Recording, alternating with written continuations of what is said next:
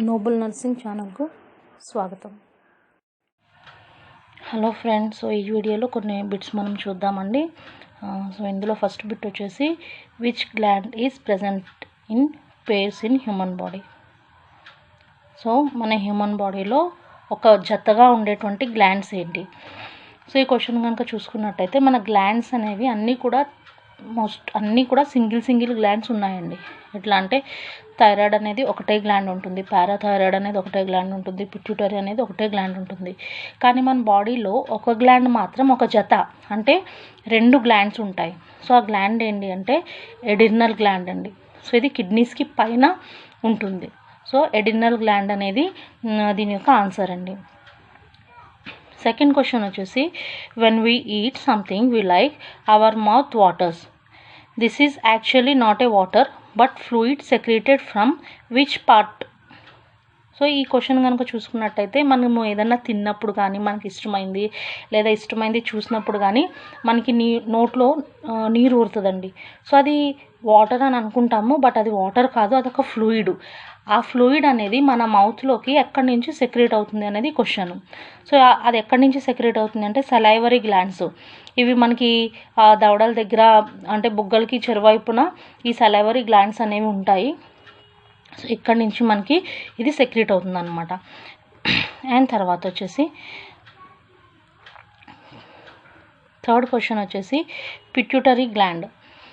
Pituitary gland is situated in అంటే pituitary gland అనేది ఎక్కడ లొకేట్ అయి ఉంటుంది, ఎక్కడ ఉంటుంది? సో ఎక్కడ ఉంటుందంటే ఇదే బేస్ ఆఫ్ బ్రెయిన్కి ఇది ఉంటుందండి. అంటే మన బ్రెయిన్ని ఆనుకుని, మన బ్రెయిన్ యొక్క బేస్కి ఆనుకుని ఈ పిట్యూటరీ గ్లాండ్ అనేది ఉంటుంది. అండ్ అలాగే మనందరికీ తెలుసు, 10th నుంచి కూడా మనం గ్లాండ్స్ గురించి చదువుకున్నాము.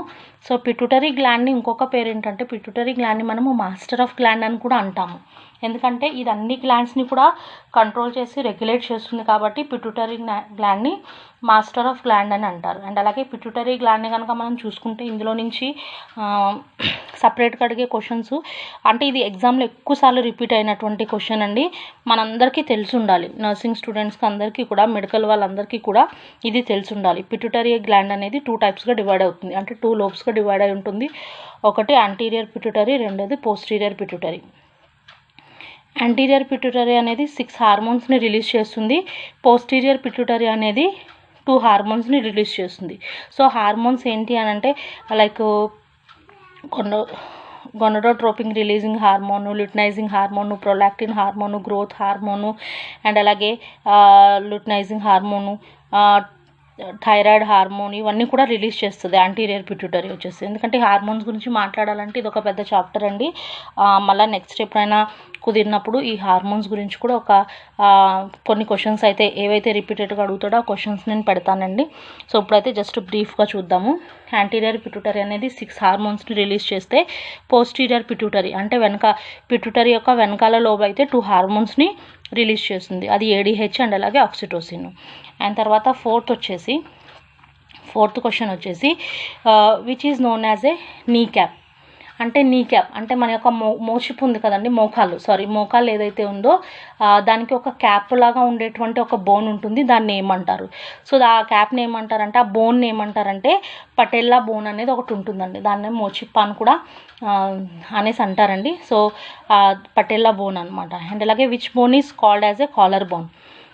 అంటే బోన్స్లో కాలర్ బోన్ అని దేన్ని అంటారు? సో మెయిన్ క్లావికల్ బోన్ అండి. ఇది మనకి లైక్ నెక్ దగ్గర ఉంటుందండి. అంటే కరెక్ట్గా షర్ట్ కానీ ఏదన్నా వేసుకున్నప్పుడు ఆ కాలర్ ఎక్కడికైతే వస్తుందో అక్కడ ఉండేటువంటి బోన్స్ని క్లావికల్ అంటారు. అండ్ తర్వాత which gland is both endocrine and అలాగే exocrine gland of human body. So మన బాడీలో ఒక గ్లాండ్ ఉందండి, అది మనకి ఎండోక్రైన్ గ్లాండ్ లాగాను పనిచేస్తుంది, ఎక్సోక్రైన్ గ్లాండ్ లాగాను పనిచేస్తుంది. ఇంక ఇలాంటి గ్లాండ్ మన బాడీలో ఎక్కడా కూడా లేదు. అదేంటి అంటే కనుక ప్యాంక్రియాస్ అండి. సో మనకు అందరికీ తెలుసు, తెలుగులో ప్యాంక్రియాస్ని క్లోమగ్రంథి అని అంటారు. సో ఇది మనకి ఎండోక్రైన్ గ్లాండ్ లాగాను వర్క్ చేస్తుంది, ఎక్సోక్రైన్ గ్లాండ్ లాగా కూడా వర్క్ చేస్తుంది. అండ్ 7th క్వశ్చన్ వచ్చేటప్పటికి enzyme found in human saliva. So మన యొక్క సలైవాలో ఉండేటువంటి మెయిన్ ఎంజైమ్ ఏంటి? సో అది థైలిన్ అండి. ఓకే. అండ్ 8th క్వశ్చన్ వచ్చేసేటప్పటికి మెయిన్ ఇది మనకి డైజెషన్కి మనం ఏదన్నా నోట్ నుంచి తిన్నప్పుడు అక్కడే మనకి డైజెషన్ అనేది స్టార్ట్ అవుతుంది అనమాట. అండ్ అలాగే cutting and peeling of onion bring tears to the ice because of the presence of, అంటే మనం ఉల్లిపాయలు కట్ చేసినప్పుడు మనకి కన్నీళ్ళు అనేవి వస్తాయండి. సో అదంతా దేనివల్ల వస్తుంది అంటే sulphur in the cell body, అంటే ఆ సెల్లో అనేది సల్ఫర్ అనేది ప్రజెంట్ అయి ఉండటం వల్ల కెమికల్ రియాక్షన్స్ అనేవి జరిగి సో మన కళ్ళంట నీళ్ళు వస్తాయండి. సో ఇది 8th క్వశ్చన్ అండి. అండ్ నెక్స్ట్ క్వశ్చన్ వచ్చేసి సో 9th క్వశ్చన్ వచ్చేసి in the process of respiration the exchange of gases take place in, అంటే మనము ఊపిరి తీసుకున్నప్పుడు రెస్పిరేషన్ ప్రాసెస్లో సో ఈ గ్యాసెస్ ఏవైతే ఎక్స్చేంజ్ ఉందో, అంటే సెల్స్ అనేవి O2ని తీసుకుని అండ్ అలాగే కార్బన్ డైఆక్సైడ్ని బయటికి పంపడం, ఈ టోటల్ ప్రాసెస్ అనేది ఈ గ్యాసెస్ ఎక్స్చేంజ్ అనేది లంగ్స్లో ఎక్కడ జరుగుతుంది? సో దీని ఆన్సర్ వచ్చేసి ఆల్వోలై అండి. అండ్ తర్వాత 10th క్వశ్చన్ వచ్చేసి which gland produce growth hormone in human body.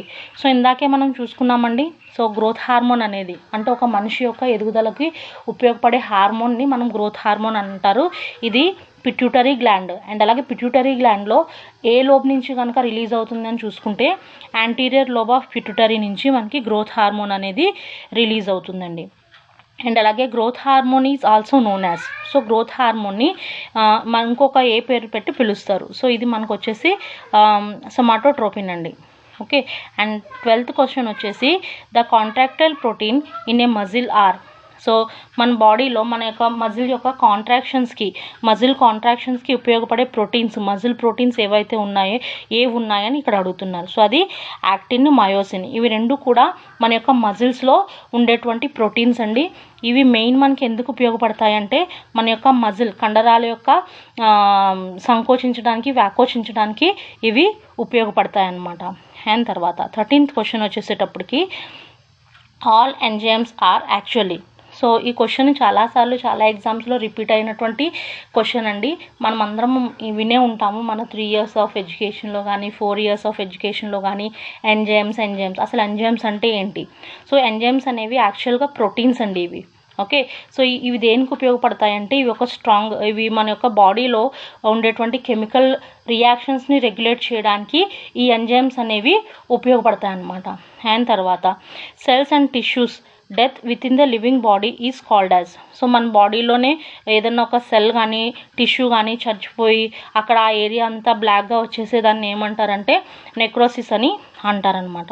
And 15th question వచ్చేసేటప్పటికి which part of human eye is transplanted from a dead donor to a living person. So మనకు తెలిసింది eye donation గురించి మనం చాలాసార్లు వినుంటాము, చదువుంటాము. So ఒక మనిషి చనిపోయినప్పుడు ఆ మనిషి నుంచి ఐలో ఏ పార్ట్ని తీసి వేరే వాళ్ళకి పెడతారు. సో అది కనుక చూసుకుంటే కార్నియా అండి.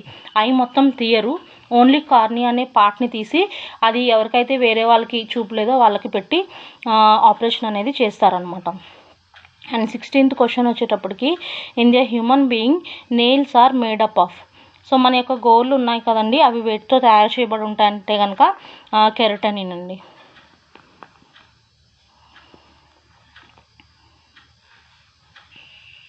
అండ్ తర్వాత 17th క్వశ్చన్ అండి. In which system of human body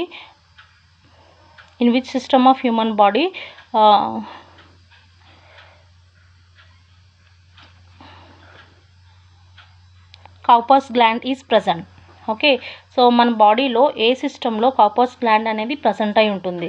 so ఇది మెయిన్లీ మనకి మేల్ రీప్రొడక్టివ్ సిస్టంలో ఈ కౌపస్ గ్లాండ్ అనేది ప్రజెంట్ అయి ఉంటుంది. అండ్ అలాగే దీనికే మరొక పేరు Cowper's gland is also known as bulbo urethral gland. ఇది మెయిన్ ఎక్కడ ఉంటుంది అంటే పురుషుని యొక్క అదే మెయిల్స్కి ప్రోస్టేట్ గ్లాండ్ ఎక్కడైతే ఉంటుందో దానికి వెనకాల భాగంలో ఇది లొకేట్ అయి ఉంటుందండి. చాలా ఇంపార్టెంట్ బిట్ అండి, చాలాసార్లు అడిగారు. ఓకే. ఫీమేల్ రీప్రొడక్టివ్ సిస్టమ్ మీకు ఆప్షన్లో ఇవ్వచ్చు, మేల్ రీప్రొడక్టివ్ సిస్టమ్ ఇవ్వచ్చు. సో ఇది మాత్రం మనకి మేల్ రీప్రొడక్టివ్ సిస్టంలో ఉంటుంది. అండ్ అలాగే ఈ యొక్క కౌపస్ గ్లాండ్ని మనము బల్బో యూరిథ్రల్ గ్లాండ్ అని కూడా అంటారు. దీని యొక్క మెయిన్ ఫంక్షన్ ఏంటి అంటే కనుక ఇది ఫ్లూయిడ్ని అంటే లైక్ సెమెన్ ఏదైతే సెక్షువల్ యాక్ట్ జరిగినప్పుడు ఏదైతే ఇజాక్యులేషన్ జరుగుతుందో ఆ టైంలో సీమెన్కి ఫ్లూయిడ్ని యాడ్ చేస్తుంది అనమాట. సో 19th క్వశ్చన్ వచ్చేసి elements is needed in the human body to transfer electrical signals by the nerve cells are.